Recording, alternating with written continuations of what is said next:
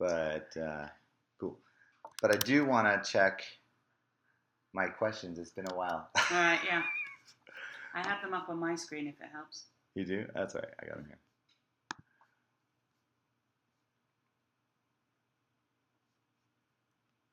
If you want to run through the intro ones to get us warmed up, then you've got a take on those as well. Oh, yeah. I could do that, huh? Yeah.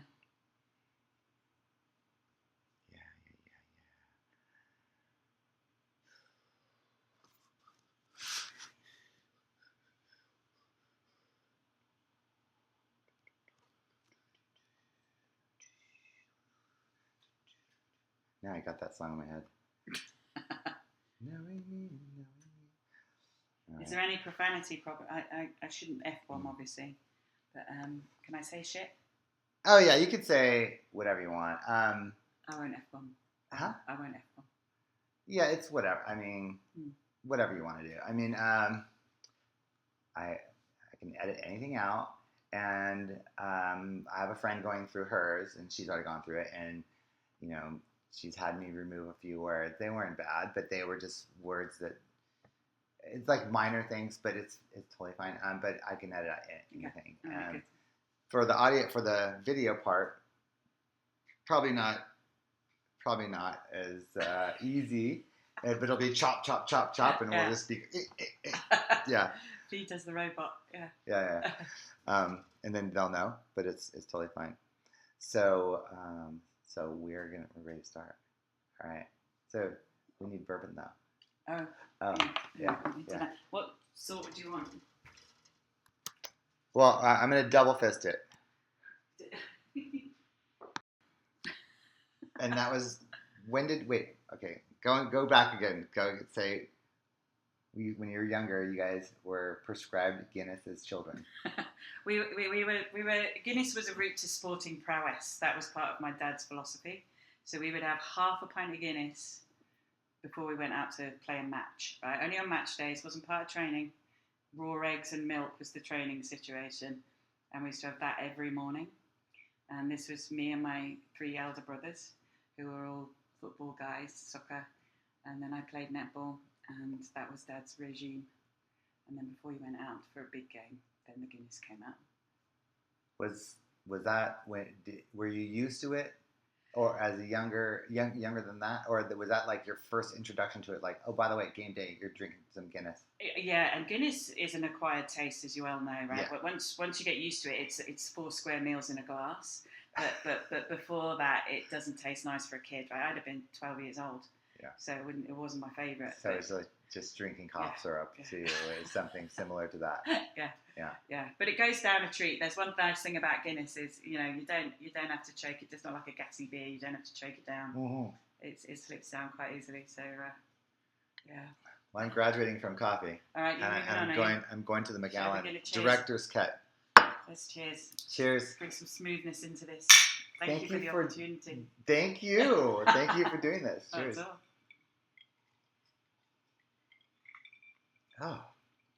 Oh man. Wow. Yeah. Wow. That's That'll work, won't it? something else. Yeah, it's good. Nice. All right. Nice. All right. So I think we're ready to go. Yeah. So Fiona, I've known you for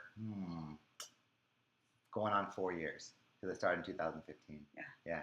From PayPal. So here we are. Yes, sir. Doing our first podcast, and I'm really glad to have you on because you're a name, you're a character from the work environment, but also you've invited me into your personal part of your life, which is I've learned way more about you from all of your friends, especially from your 50th birthday party that was at a castle, and you invited people from all over the world, and it was just really impressive. And then seeing the type of people that surround you, it really shows a lot about who you are as a person. And you know, you created this amazing world, you know. Mm-hmm. And your world travel, you go, I don't know, 1 million miles a year, is it something like that?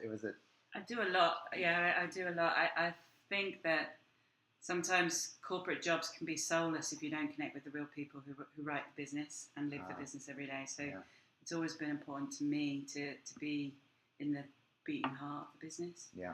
And it's a different life. You know, the Tower of Power, the corporate HQ, you know, where all the big decisions are made and, you know, the big cheeses are walking around, has a different environment to the people who are getting the deals done. Yeah. And I think to have a very sort of clear sense of the stresses they live every day versus the stresses that the different sorts of stresses that are in the corporate, to share that back and forth and say, sometimes it can be hard to have empathy for somebody who you think is in meetings all day and doesn't do anything, or sometimes you can't have empathy for what it's like not to hit the end of the month. And, you know, I've tried to bridge that world, and hence you get on a plane, you go and you live it. Yeah. And time spent also with people socially is the greatest harmonizer. Yes. And, you know, you see people who have two lives, a work life and a personal life, or a persona for work and a persona that's social. And you see people who's just one authentic self and just, you know, has a spectrum of that person. I think it's important.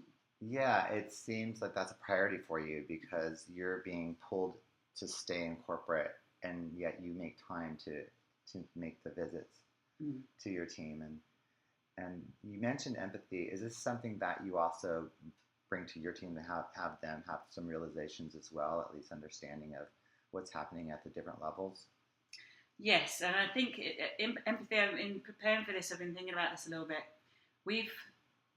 Because empathy in itself is quite a mystical entity, you know, what is it, how is it to walk in somebody else's shoes, how does it feel? This now's kind of been broken down a little bit. I hear things like listening tours.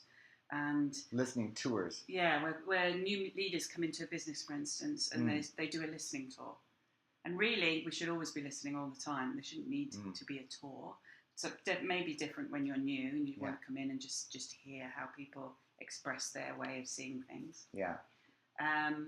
But we're kind of, it's a good thing, compartmentalizing empathy, but empathy as a whole and as a spirit in the business, I think, is quite hard to get your finger on. Mm-hmm. Some people are natural empaths. Yeah. You are absolutely an absolute beacon for it.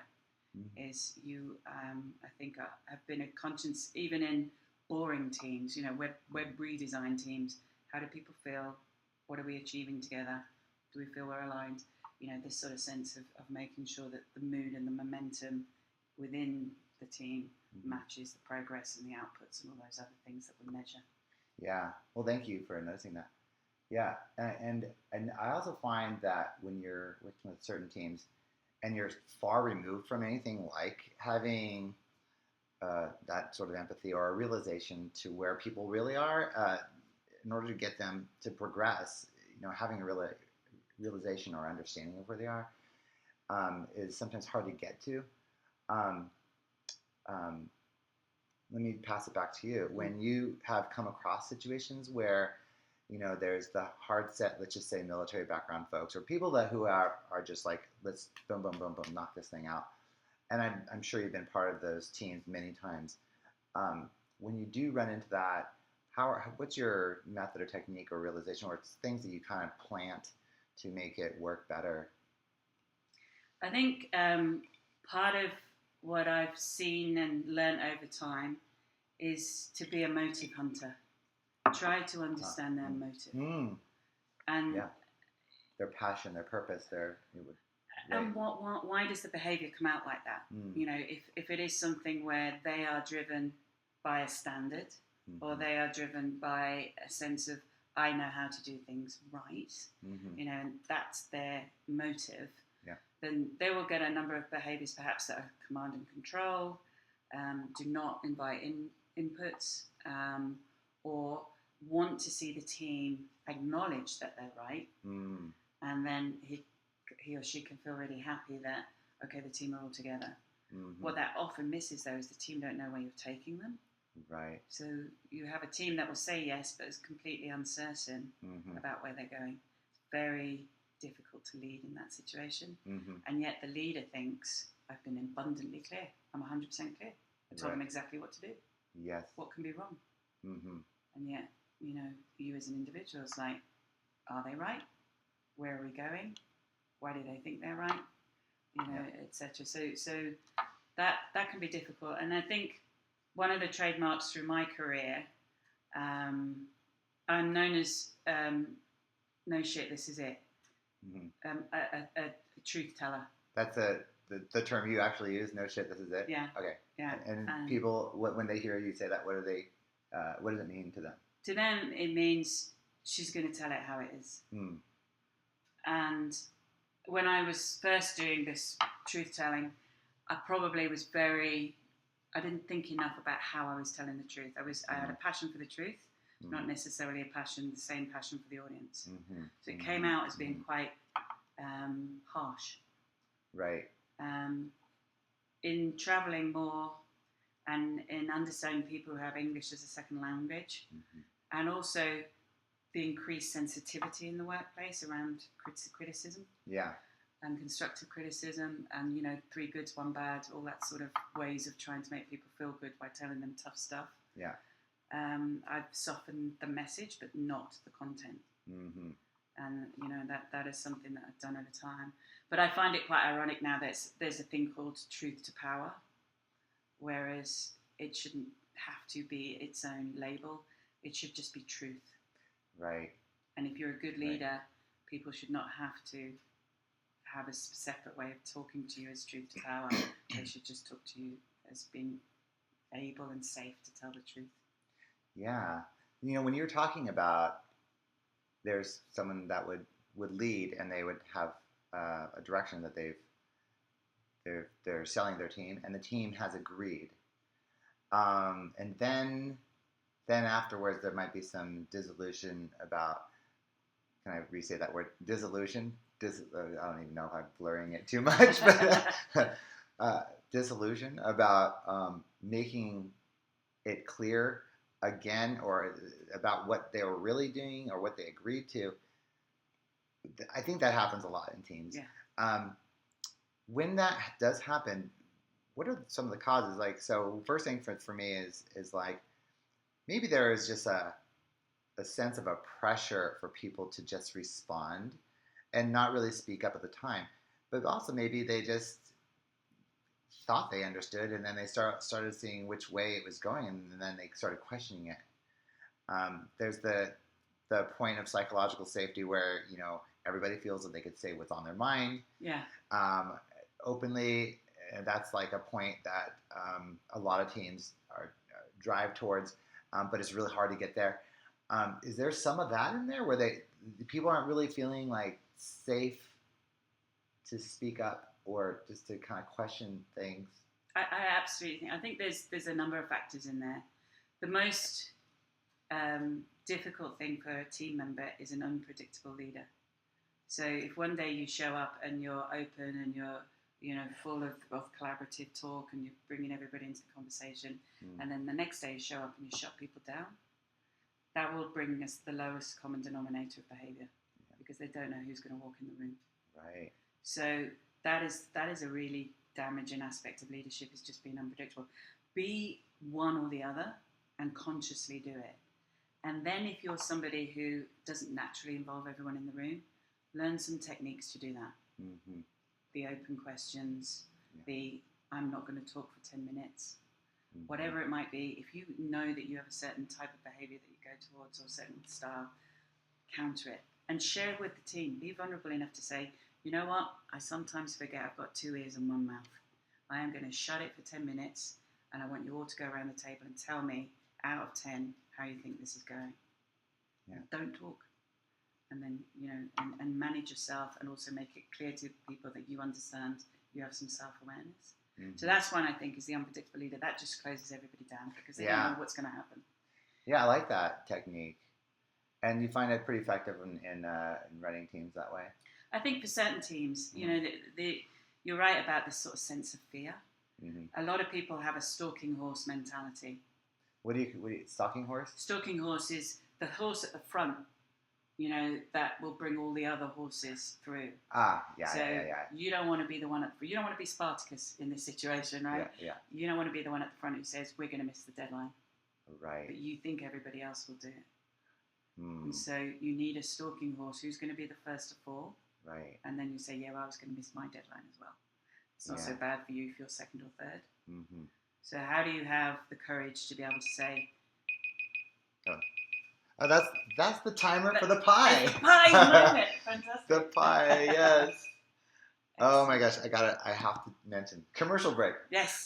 Mama's Bakery is great. So here I'm coming to Los Gatos, and I look at Mama's Bakery, and I see Mansu, who is the baker at this bakery, and he's just nondescript kind of guy, I guess.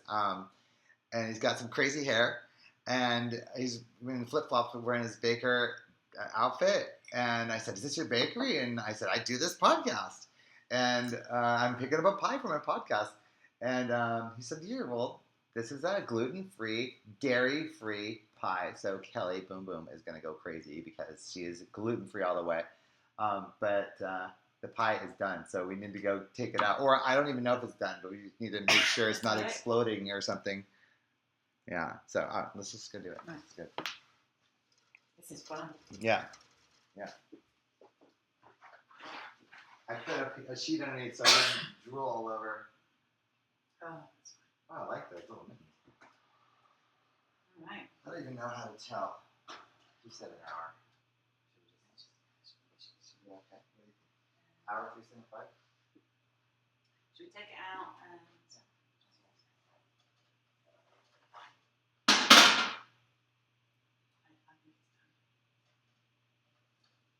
And I think this,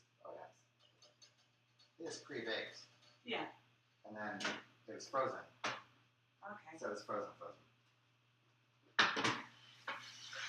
All right. So, pie, I will see you soon. Oh, we should show. Oh, it's in the video. The video's captured it. Fabulous. Awesome. Now, what type of pie is it, Chris? It's apple pie. It's apple pie. Oh, classic. Yeah. Irish favourite as well. Apple pie on a Sunday. I love the name of the bakery too. We'll wait for it to cool down. Yeah.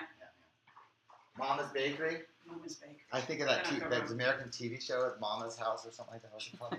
Vicki Lawrence. Oh my God, really bad. Really terrible show. I didn't really like it, but I just remember Mama's something. All right. So we're back. All right.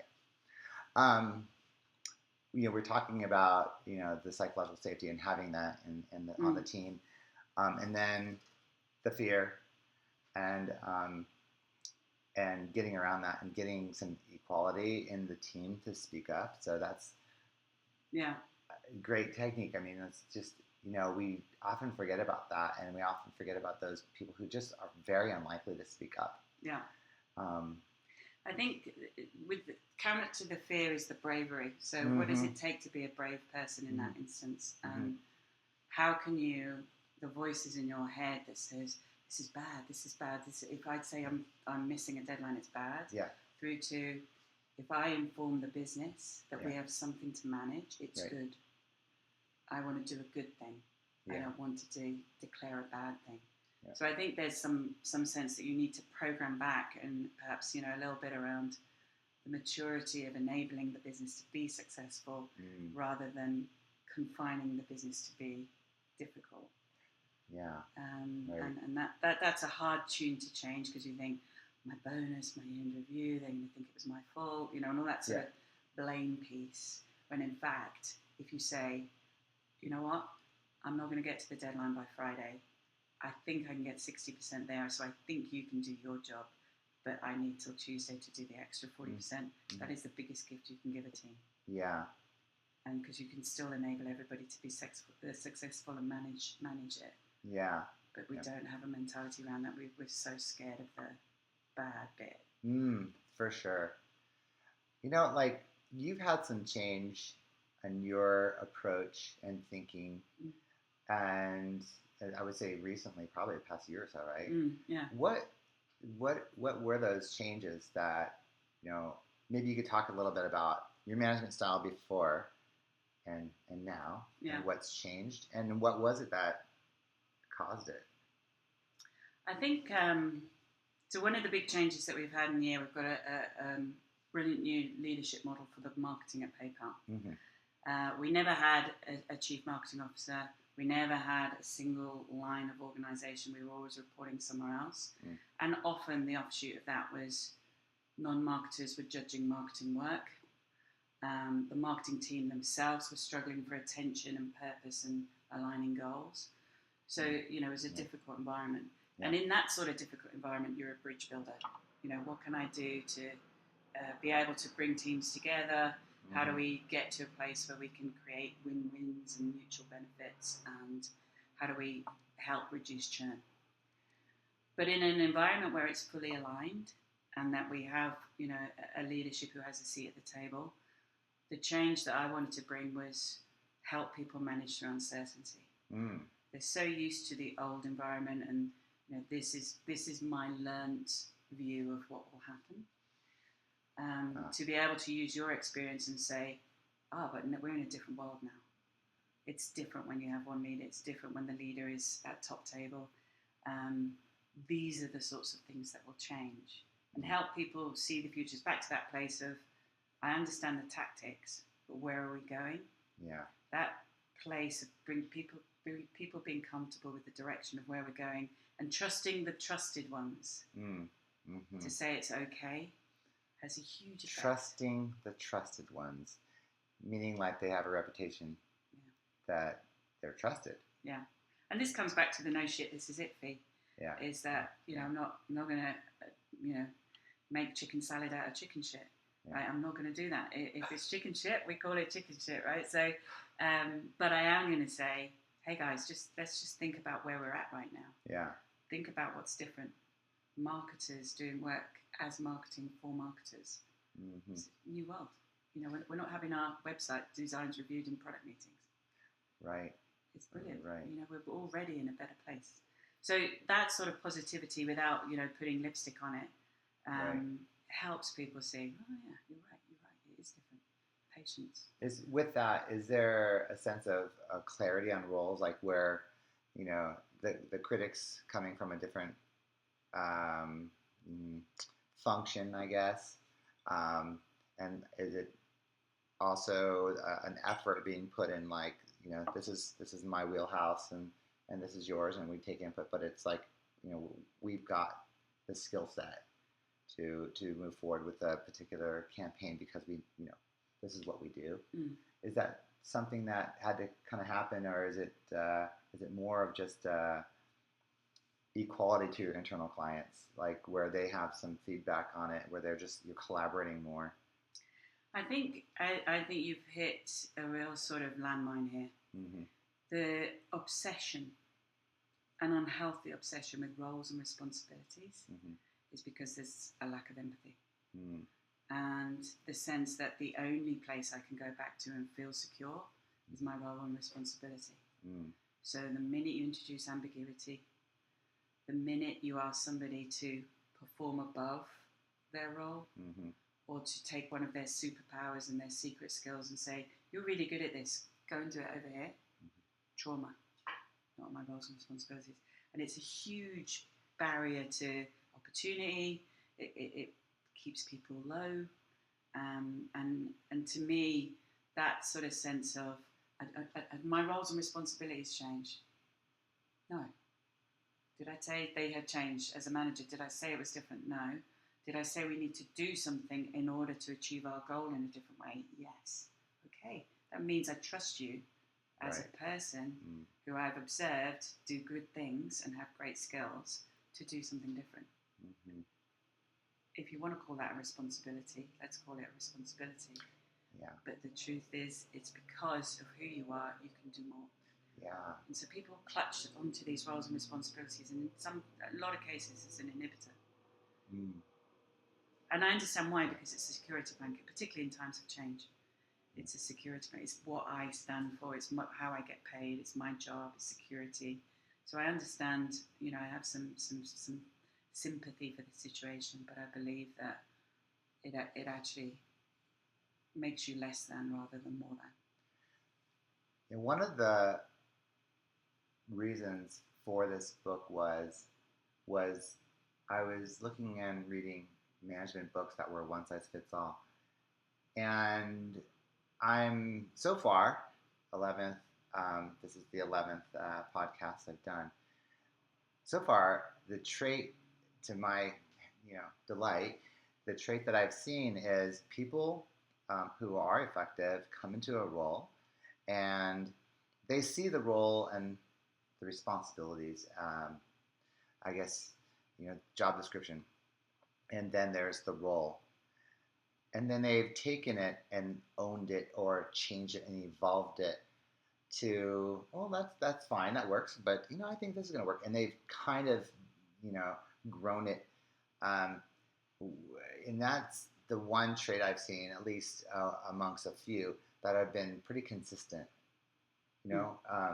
And you've shown that, like you've changed your methods and your thought pattern and kind of thought like, okay, this is something I could try and do.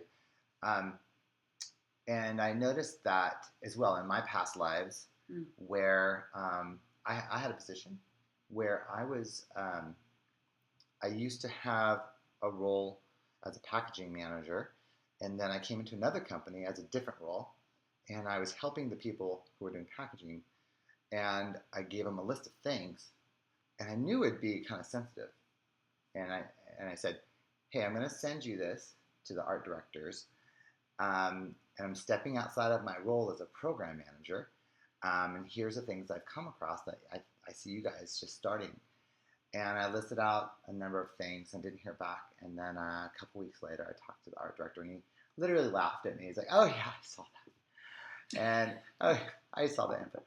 And it was one of those things where, it's my I told you so moments, and I didn't say that, but it came down to it. And of the things I had listed out, most of them had tripped over them up until the point before lunch, and it was like, that's your role.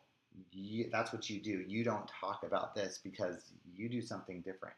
And in that particular company, it was very clear what your role was, and I could see kind of where they're coming from at one point. Like, you wouldn't be writing copy for the copywriter, but when you do get that sort of input from the other side, how do you handle it from the people who do have some? Yeah. I think there's two forces at work here. One is no one won an Oscar because they stuck to their role. They won an Oscar because they knew their part. What is my part here? Right. And that brings in you, right? Anyone can do a role, but what is you that you bring into this that enables other people? You get a better performance from somebody else. You light up the scenery, you steal the scene. That gets you an Oscar. And that's the sense of, spiritually, what is your part? What can you bring? And so there you are. You probably knew you were in a fait accompli there, but you're still able to say, right, I'm going to make the effort here to show why you keep tripping over the same stuff. And maybe one time it's not right, but 2-3 times, persistence becomes your friend, right? And it's all there on camera, in a way. The other piece, I think, is that when you think about roles and responsibilities, they are written for the medium. They're written for the mean, the average. Nobody ever put on their gravestone, "So glad I was average all my life." Why would you let that be your benchmark? You want to get bonus at the end. You ask me every time why you're not being promoted. It's because you live in your role. Start taking your part. Take your part. Good things will happen. I like that. I think that's the Oscar metaphor is so good. I like that. Yeah. That's, to me, that's kind of thing, and that's why I say it's a low common denominator position. Is I know my role. Where's the agility? Where's the creativity? All the best sports people, they don't think of themselves as, my role is the playmaker, my role is the defensive point. They think of themselves, how do I create an opportunity? How do I do something different within my role? Yeah. What's my part on the team? Yeah. And great teams are not the 7 best players or the 11 best players. They are a combination of those parts. Yeah. That's why the giant killer teams and the romantic stories are all in sport. Yeah. You listen to Jerry Rice talk about why was he the best wide receiver ever. Work. and a sense of vision around what was his part in the team. Mm-hmm. Connection with the quarterback, right? So nothing to do with his role was to, make the plays. Right. Wow. Yeah, it's right before you mentioned Jerry Rice, I thought of my friend Jeff Nedved. I played Little League with this guy, and he actually was on the Niners. He has a walk-on, and he played with a lot of these great guys. And he told me, I met him years later, and in professional setting, and he remembered all kinds of stuff from Little League and stuff that I can't repeat. But can we do that in the After Dark version? Chris? Yeah, the After Dark podcast. in the GIMP room. Let's do that. Let's do the After Dark. And he told me, this is in the 80s, and he told me, he's a little guy, and he said, you know what? All these guys weren't training like I was. I was in the gym every day. I was working hard. I just, Coach Seifert, what is it? No, not him. The other coach, I don't know. Loved him because he worked so hard, and he had this, and he had some agility in him. But he was being told by the big sign names, like, what are you doing? Why are you in the gym? Why are you doing this? Why are you doing that? And he was constantly growing himself, evolving himself, and getting stronger and learning techniques and all these things. And here he was. He's playing with a Super Bowl team, basically Super Bowl winner team. So, and I see that too. He wasn't just, doing his role. Yeah. Just like you're saying, he was doing his part or playing his part. There's a lovely sports documentary. It features Jerry Rice, Wayne Gretzky, and Pele. And it basically, the guy who is an author, and he looked into a lot of the research around what makes the greatest the greatest. Yeah. And what they find is in most sports, and I think this is true in most businesses, measure completely the wrong stuff. So I think there's some sort of sprint 40 thing that you do for football. How fast are you over 40 meters or 40 yards or whatever. It says in most cases that'll throw up the wrong people. And it has no determination of how good you are with your hands and all of these other things. Right. And that's true in business as well. We measure output a lot of task-related stuff. Yeah. And again, when you think about the team that we shared, we were on a global brand team that did a lot of programs that reached all through our marketing efforts. And we often came to you, and your part, it wasn't your role at all, it had nothing to do with your role, but your part in the team was around thinking about how do we do these things, how do we bring people on board, what is the state of people if we bring this initiative together, what is it that we need to think about how they're going to feel. That was your part. And you were the name, right? We'd go to Chris for that. That's what it means to be effective in business, to me. Yeah. And I say we call it personal brand and all this sort of stuff, but it's really the human you are. That's that. And if you show yourself, and there's vulnerability in that, but if you show yourself, then that's who you are. And it's a great thing, to have that distinction. When we were talking about a lot of these things, like a lot of people come to their own conclusions and from one way or another. And so let's talk a little bit about your journey and just going back a little bit, just a few years, your upbringing and things that you could think of by your upbringing that have influenced you and created the Fiona that we know and love. And I gotta say, like, people don't ever just like you. People love you.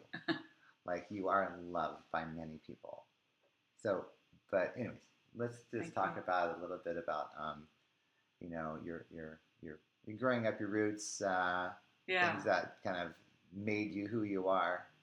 So I am fourth of 5 children in 7 years. Boom, boom, Irish breeding. Yes. Then we got a TV. Ding. And stop. And there's 3 boys, and then I was the first girl, and then my sister as well. So we lived in a very sort of competitive house, Oh, hold on. Just make sure we don't capture this. These mics will capture that sound. The plane flying over. Sorry. Go ahead. Okay. Air Force One coming in. And so it was by nature a rambunctious, very competitive house. Mm. But my family, my mum and dad were both the youngest of big Irish families who were both country people, farm people. Mm. So my mum was the youngest of 13 and my dad was the second youngest of 9. And of course, no education, no farm, they have to, and so they both left Ireland and came to the UK. It was common path. And they worked in the local car factory. And my dad saw my mum and thought, wow, and she's a challenge. And that's a Naughton mentality, this isn't going to be easy, but it's going to be worth it. And that's kind of a Naughton thing. With all your siblings and yourself? Yeah. Okay. We are... Don't even hesitate. No. It's a challenge, Yeah. And one standard deviation from the mean, the core of a Naughton is entirely the same. Never wrong, stubborn, love a party, never knows when to go home, loves a great story, dances whether they can or they can't, all of that sort of stuff. Dances what? Whether they can or they can't, they're going to dance anyway. I love it. So we're all of that nature in the middle, and then as we get further out towards the edges, we're all a little bit different. I bear witness to all of those traits. You've seen all the Naughton boys in action. Yeah, absolutely. Yeah. So I think there's an element, there's an Irish heritage in there. There's a strong emphasis on education, and my mum and dad, says you can do whatever you want. All my brothers got onto football books to pay for championship football teams. Mm-hmm. My dad said, "Nah, you go and get your degree. Wow. You can play as much football as you want." And Wow. and to the boys' credit, none of them ever resented that. They just went on and got their degrees, and so that was the ethos in our house: is education, is mobility. Mm. My journey was I'm a bit of a busybody. I like music, I like sport, I liked everything, and I tried to sort of try my hand at most things.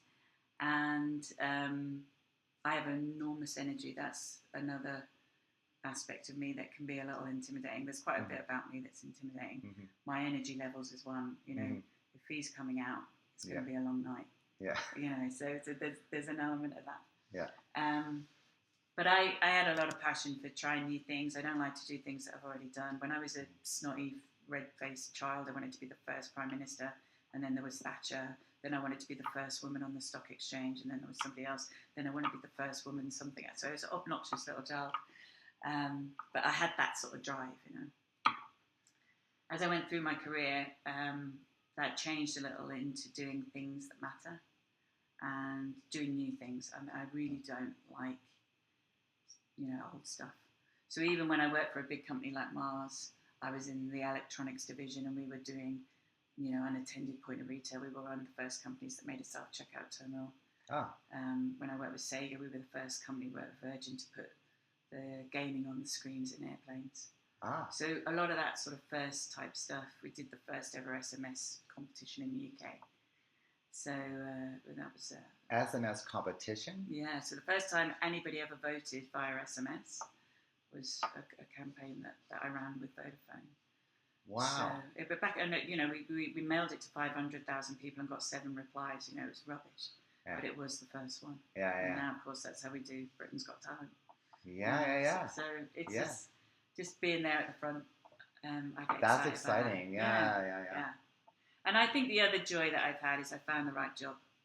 Marketing, for me, I was an economist through trade, and then my early part of my career came up through product.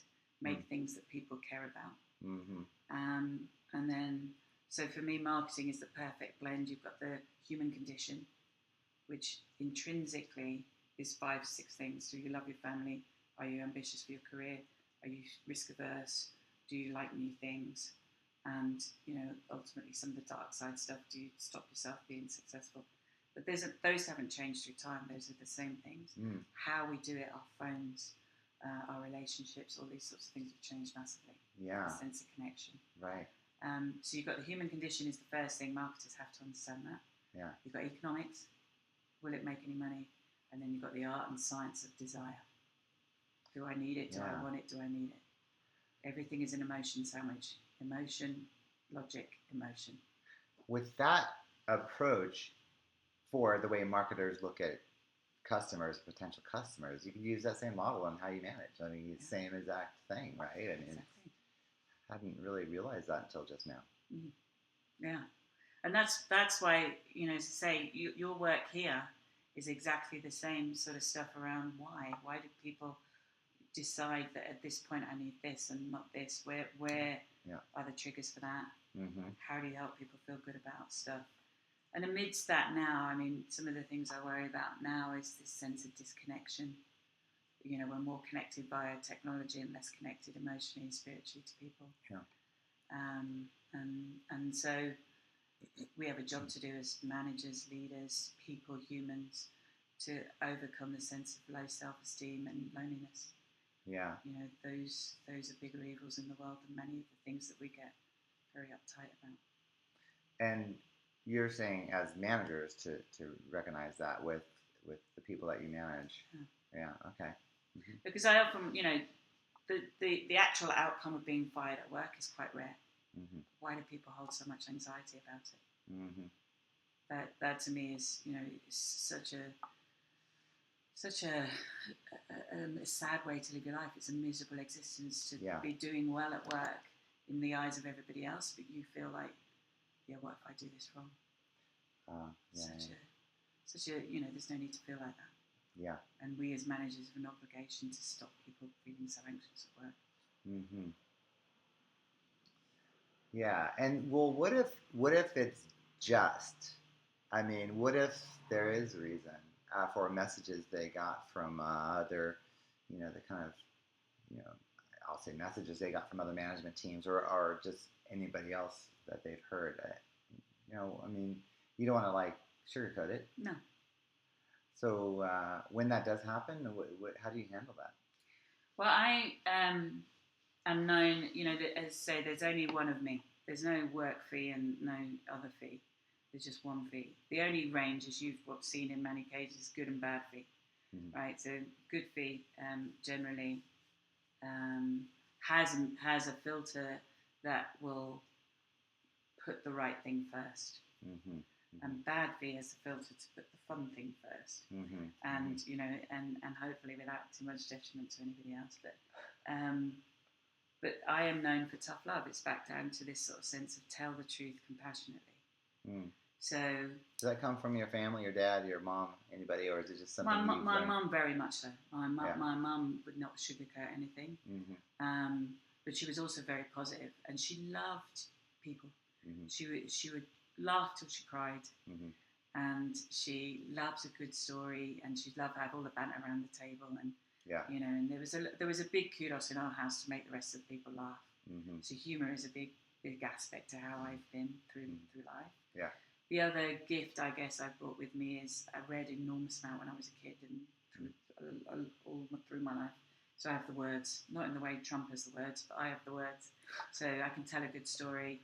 I can engage people, and I think that's been one of my skills is that I can inspire through a well-told story, mm-hmm. honestly framed.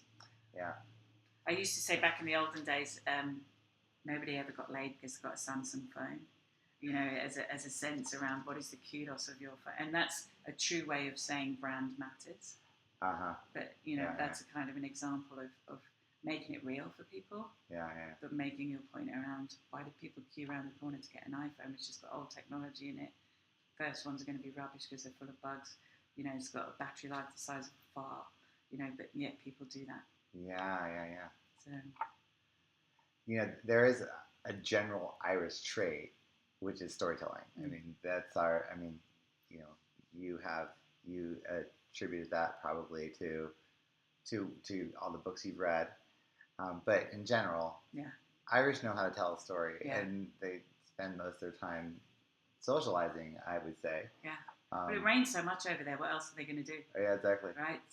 Sit together and tell stories and then sing dodgy songs. Yeah. That's the Irish way of life. Yeah. There's a joke that where does an Irish family go on vacation? They go to another Irish pub. Yeah. So talk a little bit about your past and things. There's and we talked about how you how things that you do to help run your team. There's a little bit that I don't know if there's more, but a little bit I do want to hear more about some of your plane. There goes plane. I think we'll hear that. It's like jet plane. It sounds like a jet plane. Is it? I think there's quite a few private planes coming. Yeah. A little bit more about some milestones that you've come across in your life where you've had come to some realizations and made some changes and things like that. Is there anything that you can share out?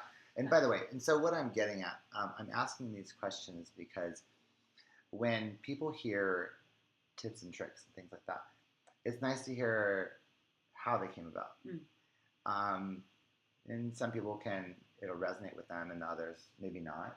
But it's also nice to just hear it a little bit about it, the story. So anything come to mind for you? Yeah. I think one that changed my life on my 30th, the New Year's Day on my 30th year. Last year, that's right, yeah, in actress years. I had a New Year's resolution to go to 5 new countries a year. And I'd never traveled, I'd never had a backpack. I was a 2 weeks in Greece sort of girl up until that point. And that changed my life from the point of view of what I got excited about, what I planned for. I attached a love of whitewater rafting to that. I did that on one of my first trips, and I thought, wow, this is the way to know you're alive. Yeah. Tie your shorts on and hope you get out at the end, And so I love that. And definitely the risk, life-threatening. Yeah. Was it that kind of rough? There was that, and also I had started my sort of international travelling career. Yeah. So the last place I wanted to be for my holiday was a hotel with neatly folded towels and and all of that. I felt brilliant sleeping underneath the raft, propped up on 2 oars and digging your own toilet, and trying not to shit in the back of your shorts.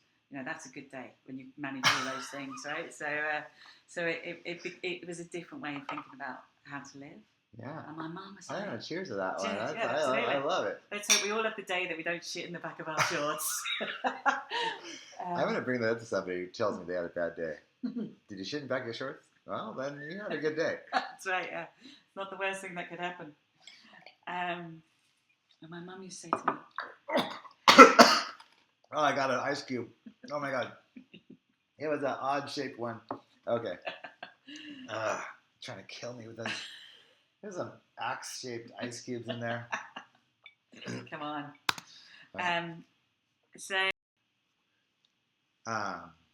So go on. Go back to where you said, whitewater rafting, and then you said, you have a good day if you haven't shit back your shorts. Yeah. So I didn't want to go on holiday to the Holiday Inn and have 2 nicely folded towels and the whole thing. Yeah. I was happy sleeping underneath the raft, propped up on 2 oars, dig your own toilet, and a good day is when you don't shit in the back of your shorts. Yeah.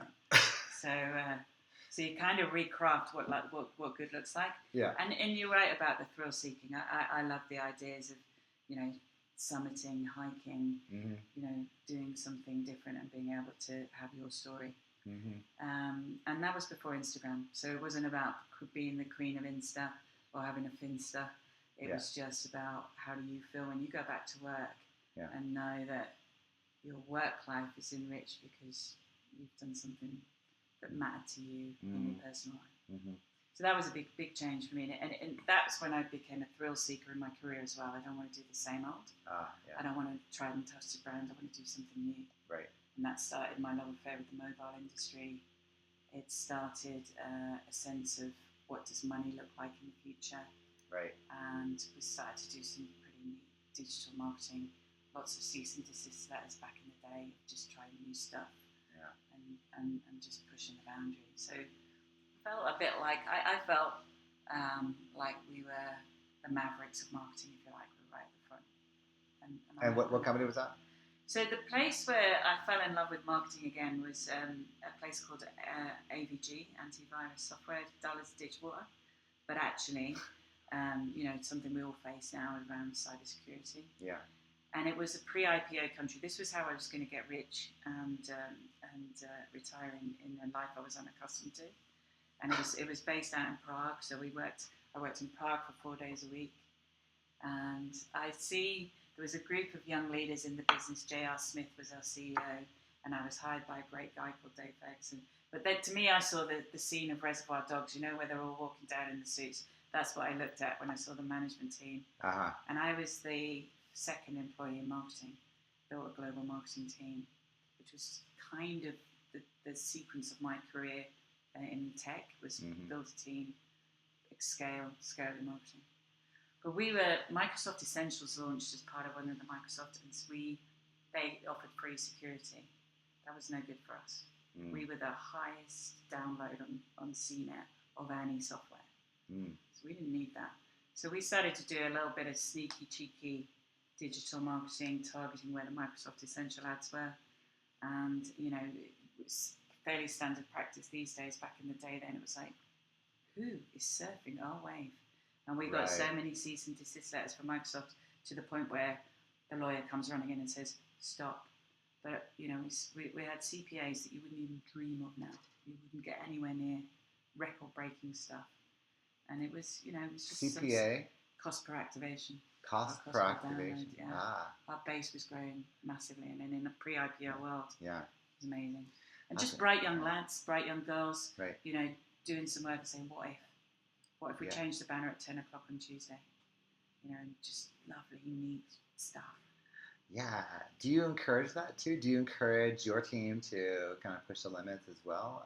Or is it a whole different environment? Yeah, no, I think there's a lot to be said for ingenuity and being a bit cheeky. Yeah. I think you have to be mindful of your audience. Oh, sorry. Could you explain cheeky for those in the US who don't understand the term? Right. So cheeky is adorably naughty. You've gone over the line a little bit. It's not how you're meant to do it. But if you get caught, you'd get forgiveness rather than permission. Yeah. So it's the lovable rogue. Yeah. And that's where the Maverick's tendency comes in, really. Yeah. So it's not wrong, but it's never been right, type thing. Yeah. And a lot of the time it's cheeky because it hasn't been done before, or it's speaking to power, or little guy versus big guy. Yeah. Us, small Prague company versus Microsoft. There's some romance in that. And eventually we did the right thing. And you still operate with some of that? Yeah. I think, again, when you're working in categories that are emerging, there aren't any rules. We had a long time deciding whether to call a smartphone because we were scared that every other phone would be a dummy. Wrong question, right? The question is, how attractive is smart? And when you answer that question, there's not a question. Yeah. Right? So I think a lot is reframing what you're actually trying to do, and throw off some of the old guard stuff. And one of the lovely things at PayPal right now is a complete reinvention of marketing. And trying to look at old problems in new ways. And understanding the environment we live in now, 5-inch environment. Everything we're served up is here somehow. And somebody's making choices, good or bad, around what we get to see every day. And there's obviously a real dark side to that, but there's also some beauty and some utility and just some just pure delight in doing nice things for people because you use data well. Yeah, and in the company that you're working for now, PayPal, and as with other companies, is it more of your own personal mission that you're looking to satisfy, or is it more both that and the company, or is it just the company with where they're headed or what they're trying to do for the environment or for people? I think it's a brilliant question because as we have more orbits of the sun, that question becomes really important. Yeah. And I think the other big moment in my life that changed my axis was when I affectionately say get fired from Mars, but when I left Mars in a situation where I was offered a role in another country that I didn't want, and it was time for me to leave a company that I'd been at for nearly 10 years, and I do call it my forever company. I loved Mars. Mm-hmm. I loved being there, and I loved the culture, and I loved everything about it. Yeah. And I say, you know, affectionately, it was a great company to join, great company to work for, great company to be fired by. They were very fair to me in the sense that I left the business. And I still say that if I end up in a Mexican jail, I'm going to call Mars because they would come and get me out. So, you know, it's that sort of sense of belief in their purpose and love for their own associates. Wow. Yeah. So, Pretty Chris, impressive. let's make sure I don't end up in a Mexican jail. No, and I hear it's pretty rough. I can say that family members have ended up there. That's all. I'll leave it there. But that was a really hard time because I thought I used to be the person who would go in and present to the 5 a.m. shift because I thought it was the right thing to do. I used to be company through and through. And I never thought there would be a day that I would not be needed at Mars. Mm-hmm. And I realised that actually you are putting your faith in the wrong thing. Put your faith in yourself. Yeah. That's who you put your faith in. Define your own sense of what matters to you. Yeah. And I reinvented, but I came from what you would call a packaged good company or an FMCG company. I moved into tech. I've had 15 years in tech. I worked with BlackBerry. AVG was my wilderness and extreme sport part of that. HTC, right? You know, and PayPal, and all of those companies were doing new stuff, yeah, and changing the world around them for their customers. So I never would have got that opportunity, but I never then became somebody who thought I was more important or I was indispensable. Mm-hmm. I have always had the sense that it's not the worst thing in the world if I have to leave here. And when I leave, I will leave a fee-shaped hole. Yeah. And they'll talk about fee. Yeah. My dad gave me some very clear advice. He says, never go to a place until they know you've been, and never leave a place until they know you've been there. And that's got me in a lot of trouble over the years. But it is also a very true piece, is that if you're going to do something, make it matter. Mm. You know my philosophy on this. There's only 3 things in life. You don't need to look for the meaning of life. To love, to be loved, and to know that you matter. Yeah. And you own that last one. Yeah, I love that. Yeah, that's all it is. Yeah. We don't need to read loads of books about philosophy. To love, to be loved, and to know you matter. Yeah. Wow, that's pretty good. I love that. All right, well, I got one more question. I might come up with another one, but for right now, so this is kind of a fun question. This is, do you know in America we have fantasy football? Okay. Have you ever played fantasy football? Mm-hmm. Okay. So think of fantasy football in regards to a business that you create and you started or want to start. And pull together your fantasy team for how you'd run that company or just who you would pick out. Now, these could be fictional characters, real life, could be superheroes, whatever it is, and they could be people that are no longer with us as well. Mm-hmm. You know? And come up with your team and why you would choose those people. Okay, wow, this is a good one. All right.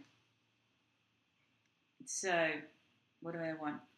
I want a crazy visionary, right? Somebody who can see life around corners. Mm-hmm. And crazy visionary in terms of like just so far off in their vision. Yeah. That it's just kind of like something that you would never conceive of, like average person would never conceive of, just way out there. And if you said, a little bit like the Uber story, there's going to be some guy sitting on his sofa watching the game. He's going to get a text that says, it's now worth your while to go in your car, pick up a stranger from a place you've never been before, drop them off somewhere else, and then go back to your sofa. You say that? That'd be ridiculous. That ain't going to happen in a million years. So my crazy visionary, I think, is David Bowie. I would have, the things he did. So I'm going to be a persona of an alien dressed in makeup with an androgynous sort of sense, and and I'm going to make a record out of it. Oh, you are? Good luck with that, mate. And yet look what we have.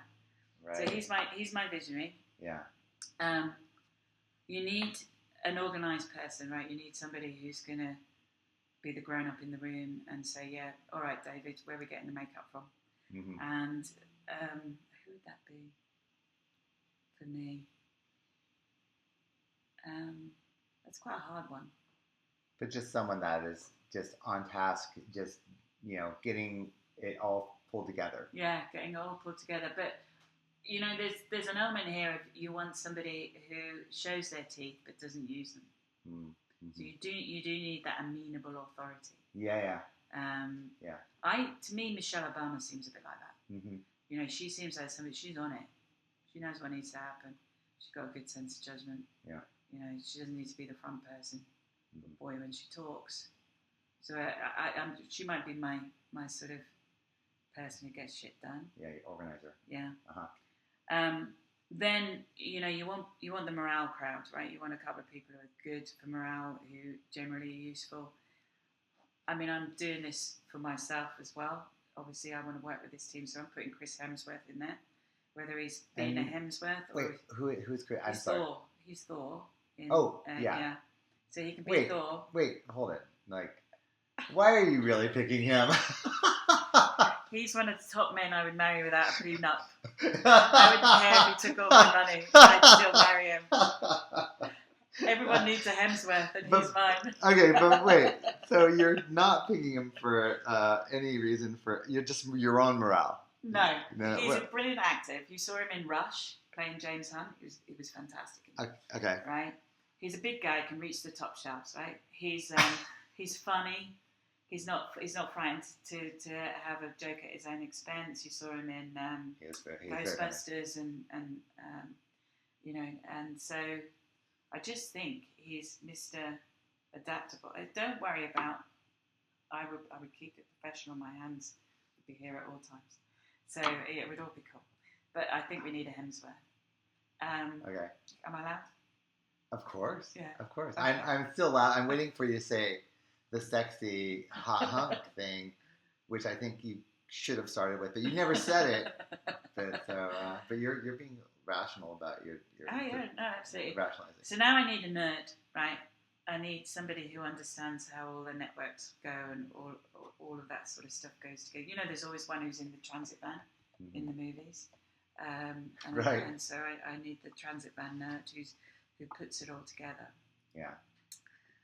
Again, this is another big shot because everybody's got a role to play here, but they have to also mix, right? What about Q from James Bond? Yeah, that's a great shout. Yeah, exactly. The other person who might also be good is Alfred from Batman. Batman, yeah. He's always behind the scenes. Yeah. Always building stuff, making stuff. Batman's only a man. Right. Alfred's a god. Yeah. Because Batman could die at any time. Right. Without an Alfred. We always downplay the Alfreds. But you know what? Things happen in that transit van that keeps all the others alive. Mm-hmm. So that's that. I like that. That's a good one. And then, so we've got the nerd, we've got the visionary, we've got the doer, and got the morale guy. Yeah, they've got the morale guy. Who's the fifth wheel? What else do we need, Chris? Who else do we need? I don't know. You need a company to make it and enjoy it. We probably need an agent, right? We need a publicist. We need, we need the ghosts. Yeah. Who's a great publicist? Who would we have? I mean, there's so many people who are so good now at telling stories and putting things across. And again, there's an honesty around certain things. You know who I have a real soft spot for? Is Chrissy Teigen. The model. Yeah, the model, wife of John Legend, truth teller. Yeah. Just absolutely 100% authentic. I don't know that she's in our team, but I love the spirit of that. Just say it as it is, and have a point of view, and not pander to an audience, and just say, hey, this is how we're doing it. Right. Yeah. So somebody who can do that and stand on their own 2 feet and have a moral compass as well around. We only say what's true. We don't say what we would like it to be. What did Christy Teigen do that with? Is she running a company or something? Or no, she's not running a company, but they obviously have their show, and then it's a Twitter thing. She is very outspoken when she thinks people are doing wrong things. And she's very open about herself. She shows her own vulnerabilities, and she's quite funny. She's one of nature's comedians. I don't think she's going to write a stand-up show anytime soon, but she's funny in the way that she just says it as she is. Okay. So those are nice qualities. Those are just nice qualities. Yeah, really nice. I think about who could be a good publicist for us. There are some good people around. I'd like to get a woman in that job, not because of sort of selection for gender, but just because managing the complexity of audiences is something that women naturally do. They juggle the roles: wife, mother, friend, CEO of the house, keeper of the fridge, all of these things they're able in a heartbeat just to flip between them all. And so some sort of maybe Tina Fey is she would be a good publicist.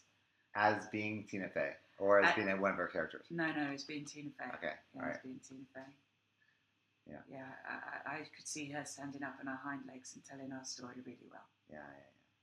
I love it. So that's your fantasy team. I love it. Yeah.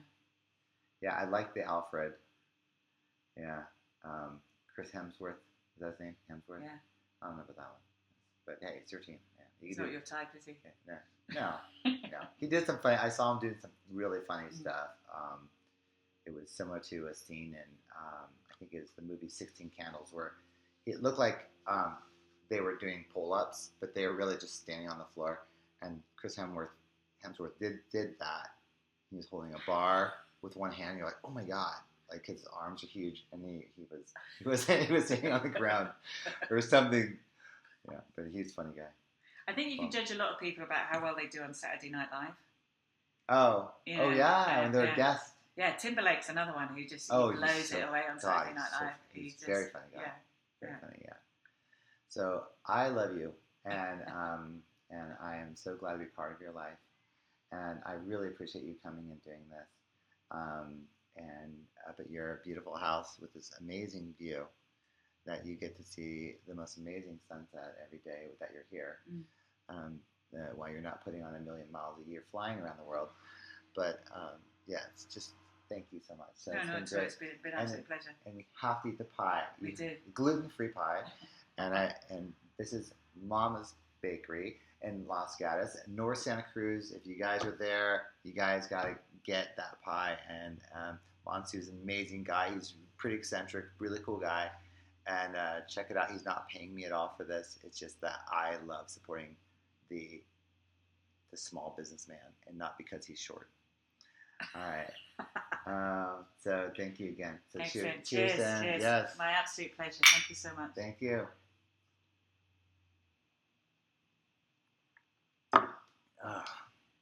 What a perfect Friday. This is a perfect Friday. That's good. That's a good hour too. That's good. That was fun. Was it fun? Yeah. Oh, good. I definitely want to do the After Dark version in the basement. Not now. We'll do it another time with different.